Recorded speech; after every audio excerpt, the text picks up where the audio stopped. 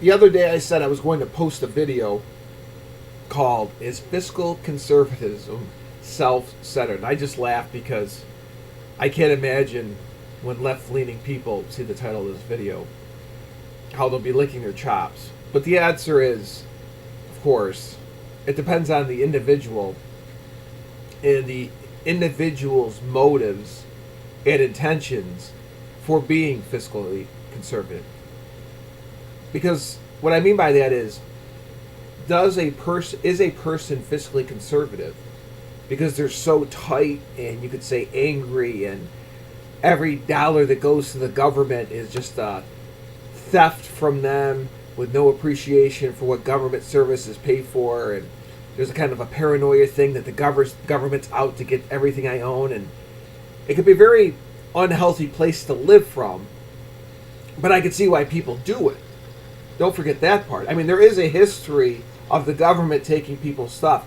The scene in Godfather 2 where all those people were running to their boats to come to Florida because Castro was taking over was real. I know one person in particular, her parents were both doctors in Cuba who were they were people who were getting in the boats as Castro took over to get out of there. So that was real. There is a history of government taking people's stuff. The Bolsheviks in Russia took people's stuff. That is not far-fetched. But that being said, yes, if a person lives in a perpetual state, which I and other people use, of scarcity, of otherwise complete terror, every dollar is a battle, they don't like to give any of it up, and that is what's driving their fiscal conservatism, then yes, it can be, but here's the dirty secret. You can be a fiscal liberal and still be very greedy and very self-centered. The type of people who are always flailing around for the food stamps or heat when they could work and they could earn it, or free rent or free this. And the justification always is, well, the rich are getting richer, and if Bezos is worth $100 billion, then I should be able to get my part too. And they run and vote for Democrats because they're taking it from them and giving it to us. That can come from a very greedy, self-centered place. Let's not kid ourselves. So the question is, not as much is fiscal conservatism self-centered, because as I've laid out, in some cases it is. What is a healthy fiscal conservatism, a healthy approach to that, a healthy attitude towards that? And if I had a choice, I'd say there's different principles involved. And some of them may overlap to what I call psychologically mature, democratic type people as well. But just hear me out. One of them is that if you're in a building, and you're in a building with heat, and you're eating meals, and you're being transported somewhere, that someone at some point, all that stuff had to be paid for. The maturity to realize that.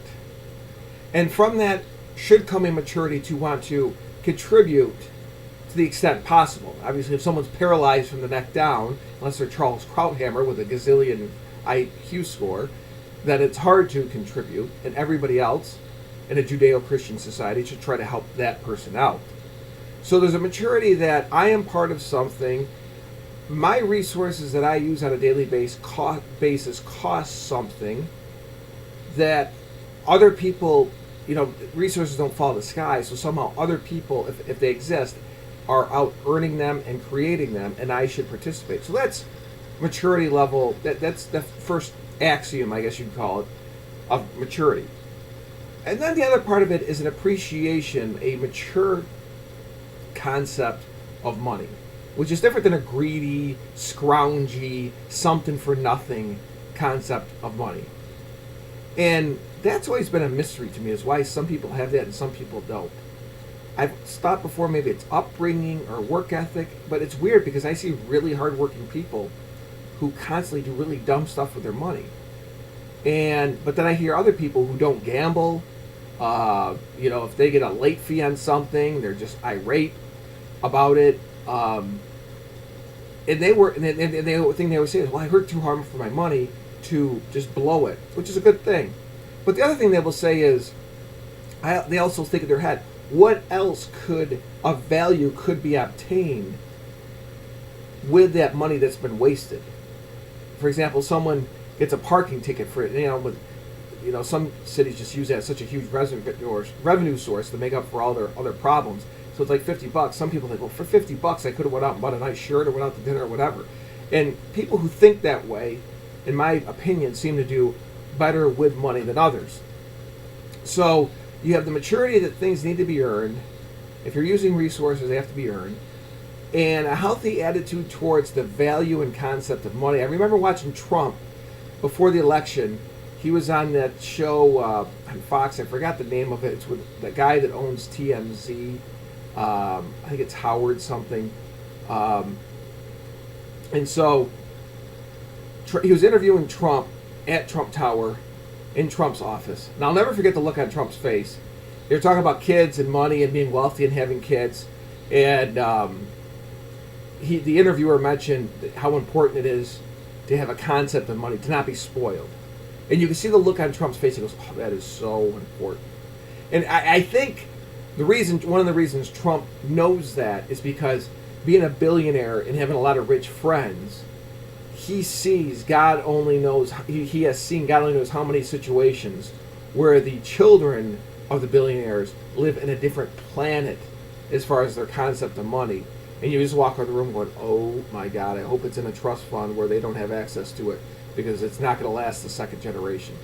Because a lot of times you can talk to people and you get a sense of where their brain is as far as money. And I'm not saying I'm perfect or you even need to be perfect in this regard, but a lot of times people grow up very wealthy, or people grow up like on social services. It's just so different than everybody else. You walk away going, "Wow, this is it's like they live in an alternative reality."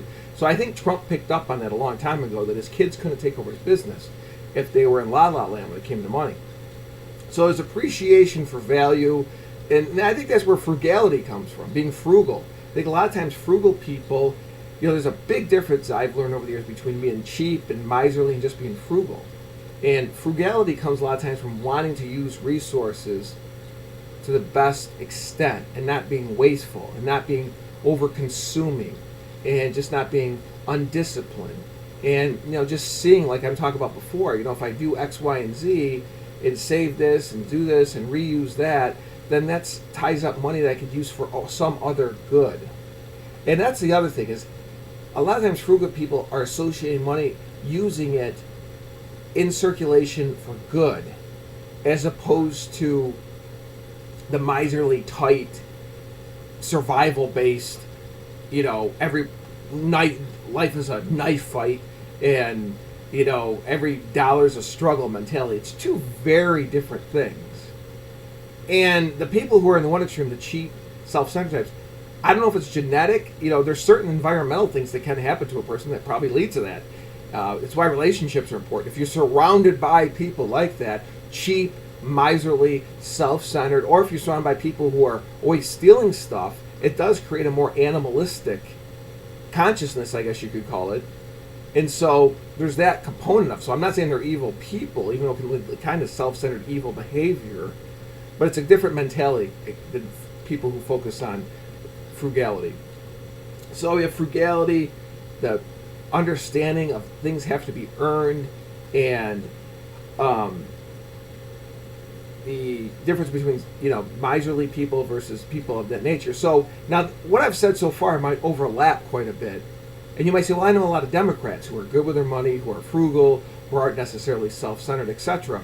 And I understand that, but what differentiates conservatives is we believe that some of these principles that I just laid out cannot be followed in government bureaucracies as well as they can be by individual people in privately owned corporations.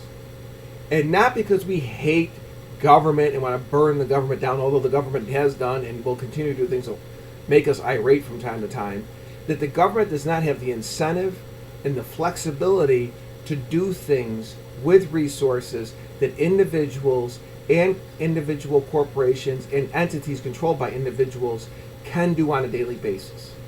It has nothing to do with constantly demonizing the government. And that is true. That is 100% true. any right-leaning person who has worked in a government agency, and they do exist, sometimes it seems like they're hard to find, government agencies, by their nature, are bureaucratic. Part of it's controls. I'm a former certified public accountant. Everything has controls to make sure there's not waste, fraud, abuse, etc. Whether it's government or big corporations, the problem is sometimes the controls themselves prohibit innovation. It happens all the time. That's why I always say there's always going to be room for the small business person in this country, because certain corporations get so big and there's such a lack of innovation and there's such bureaucracy. It opens that lack of flexibility opens the door for the little guy, as they say. And so it's the same principle on the government, especially the federal government, but times like 1,000. I'll never forget when Trump was first either elected or inaugurated. I can't remember. Lawrence O'Donnell, one of the great know-it-alls in the history of the universe, who also now looks like a fool because of the Russia thing, but that's a whole different story, had a big schematic of the federal government. And he said, how is Trump and his incoming administration, who remember were all complete idiots, Ben Carson, John Hopkins, neurosurgeon, idiot. All of them were idiots. Inept. Inept is a better word. And he had a big schematic of the federal government. And how, and he had to get a smile and a smirk, and he goes, the U.S. federal government is one of the most complicated organizations in the history of mankind. Now, there's a guy who's so left-wing and so progressive, he doesn't realize how awful what he is saying sounds like to people like you and I. Because the first thing I hear when I hear big and complicated is, wow, for every dollar goes in, you are guaranteed to have the lowest possible return for the people, who is you and I, paying that dollar in. Could not be more clear to me. Nothing to do with wanting to overthrow the government, hating the government, just the nature of institutions. Pre-America, going back thousands of years. It's not a huge deal. And so, it's just the nature of the beast. So that's why we feel that because the institutions themselves are inherently inflexible and inefficient, that the money is better off with the individual. And then there's other routes you can go too. As far as the bigger it gets, the more you open the door to corruption. The more powerful it gets, the more you open the door to corruption. Nebraska, I think it is, their House chamber meets for like a month out of the year, or 6 weeks. In Texas, I believe it meets for a month, or something like that. You can Google it. I might be off, but the point is, you're in, you're out, you go home. It doesn't become a career. I'm sure some kickbacks, bribes, corruption takes place. Wherever there's humans, there's those problems. But at least there's an intent and the common sense to face it, understand it's real, and try to minimize it. But the bigger you make the institution, the more you are maximizing that problem. So that's where conservatives go that route, which we believe that innovation that comes from the individual, and the efficiency that comes from the mature individual, and the frugality that comes from the mature individual is what helps lead to a better quality of life. And frankly, better and higher economic total output, which then allows the government to have more tax revenue. People who are completely oppressed by government tax rates don't have the money to innovate. They just don't. I can get into cost of capital and everything else. I don't have the time for that, but this is important stuff. And one of my favorite books, it has kind of a cheesy title for how accomplished the guy is Unlimited Wealth by Paul Zane Pilzer. Hopefully that's coming through correctly. But Unlimited Wealth, Paul Zane Pilzer, The Theory and Practice of Economic Alchemy. It's a great book. It creates what I call a paradigm shift, and what I mean by that, it just changes your way of thinking. And what he goes through is our constant innovation, and through technology, which, obviously technology is the product we see, but of course there's so much that goes into technology. The science, engineering, the math, and the people behind it, But because we're constantly innovating, we can do more with less, which slowly leads to a better quality of life for all of us, and it's more efficient that way. And he won the Nobel Prize as a right-leaning economist, which is no easy task. So I won't quote the book now. I read it a long time ago, but it's a great book. And you need this information, I think, as you're conservative, because of the constant attack that you don't care about poor people, and don't care about the elderly, and don't care about the disabled, without realizing, they don't realize the reason even the poor and the elderly and disabled have access to the resources and technology that they have as we speak is because of profit-driven innovation, which, yes, is abused sometimes. But it's what leads to constantly higher quality life from a material standpoint. And I understand in a capitalist society there's consequences spiritually. And I understand all that. Most people understand all that. So it's just so important because it's like social justice, that easy emotional knee-jerk stuff. It's just an easier route.